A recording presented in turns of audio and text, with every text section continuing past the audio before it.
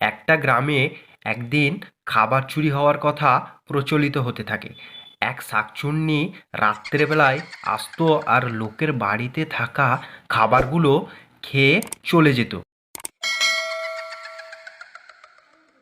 কেউ জানতে পারছিল না যে সে রাত্রে কখন আসছে আর কখন খেয়ে চলে যাচ্ছে। আরে সুভদ্রা, খাবারগুলো লুকিয়ে রাখো।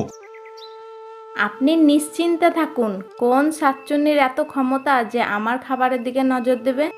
আচ্ছা, এই রকম ব্যাপার। আমার কাজ ছিল তোমাকে সাবধান করার। খাবার চুরি হলে আমাকে বলো না। এইটুকু বলে ভীম ওখান থেকে চলে গেল। তারপর রাত্রিবেলায় ওই খাবার চোর শাকচুন্নি খাবার চুরি করার জন্য বেরিয়েছে। সে একটা ঘরের ভিতরে প্রবেশ করে ঘরের যত খাবারগুলো ছিল খেতে শুরু করে। কিন্তু হঠাৎ ওই সময় সুভদ্রার ঘুমটা ভেঙে যায় এবং সুভদ্রা তা দেখে চিৎকার করতে শুরু করে। হে ভগবান, আমার সব খাবার খেয়ে নিল। শাকচুন্নি কোথা থেকে এলো? আমি কি করব এখন? আমার সব খাবারগুলো রাখা ছিল টেবিলের ওপর, সব খেয়ে চলে গেল। কোথা থেকে এলো ওই? কি হলো সুভদ্রা, এত রাতে জোরে জোরে চিৎকার কেন করছো? দেখেন কেন, শাকচুন্নি সব খাবার আমার খেয়ে চলে গেল। অন্ধকারে কোথায় যে গায়েব হয়ে গেল। হে ভগবান, এটা কি হলো? শাকচুন্নিটা তোমার কিছু করেনি তো? সুভদ্রার চুরির কথা গোটা গ্রাম ছড়িয়ে যায়। তখন ভীম সেখানে দাঁড়িয়ে দাঁড়িয়ে তাদের কথা শুনতে থাকে এবং ভীমের তার স্ত্রীর চিন্তা হতে থাকে এবং সে ঘরের দিকে রওনা দিলেন। ঘরে এসে দেখে তার স্ত্রী সিঙাড়া তৈরি করছিল। আরে সাবিত্রী, জানো, কাল আমার বন্ধু কানুয়ের স্ত্রীর খাবার চুরি হয়েছে। আমাকে তোমার চিন্তা হচ্ছে, শাকচুন্নিটা যেন এখানে না চলে আসে। আরে বাবা, আপনি একটুও চিন্তা করেন না, আমার কিচ্ছু হবে না। আরে সাবিত্রী, তোমার সিঙ্গারা থেকে এত সুগন্ধ আসছে কেন বলো তো? আজ আমি আমার খাবার আরো ভালো করে তৈরি করেছি। ঠিক আছে বাবা, ঠিক আছে। তুমি নিজের খেয়াল রেখো। আমি কিন্তু একটু কানুর বাড়ি থেকে ঘুরে আসি। আরে কানুদা, কেমন আছো? কি খবর? বৌদির কথা শুনে মন খুবই খারাপ করলো কিন্তু। কি বলবো ভীমদা, তোমার বৌদির যখন থেকে খাবার চুরি হয়েছে সুভদ্রা তো কান্না করে খারাপ অবস্থা।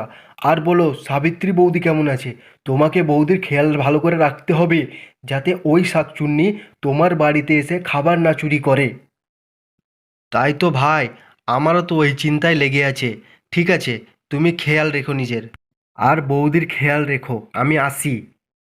তারপর এইটুকু বলে ভীম নিজের বাড়ির দিকে রওনা দিলেন। রাত হওয়াতে ভীম ঘুমিয়েছিল তার বিছানায়।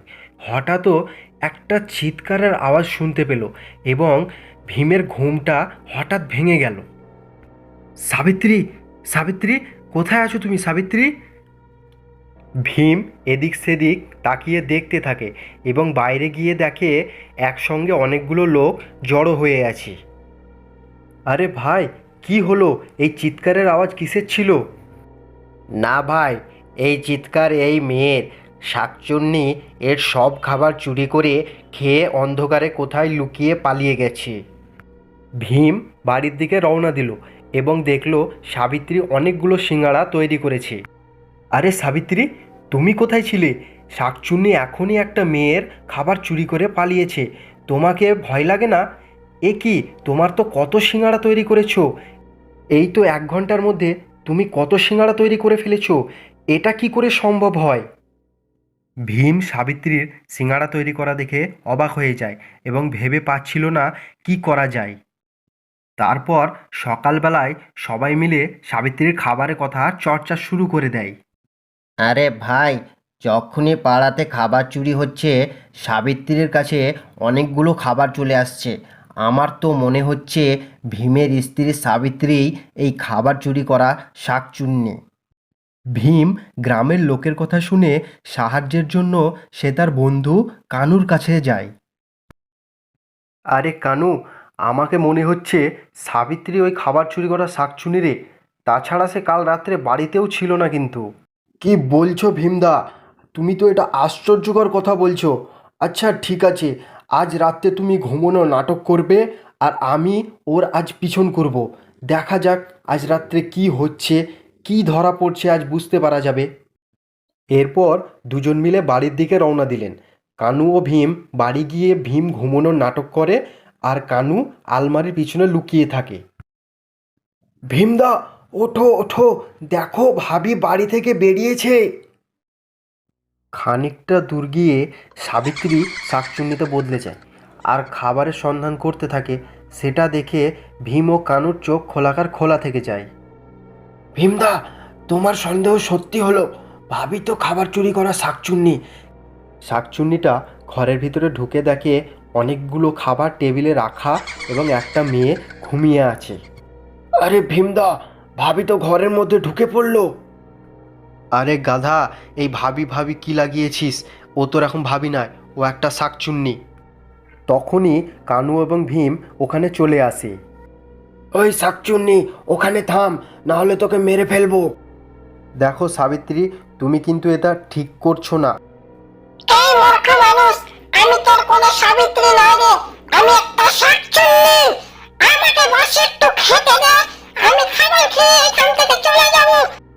ঠিক আছে, তুই সব সিঙ্গারা খেয়ে নে, কিন্তু একটা শর্তে, তোকে বৌদিকে ছেড়ে দিতে হবে। ঠিক আছে মূর্খ মানুষ, ঠিক আছে। এবার শাকচুন্নিটা খাবারগুলো খেতে থাকে এবং একটা একটা করে খাবার খেয়ে এবার শাকচুন্নিটা নিজে থেকেই চলে যায় এবং সবাই হাসি খুশি থাকতে শুরু করে আবার।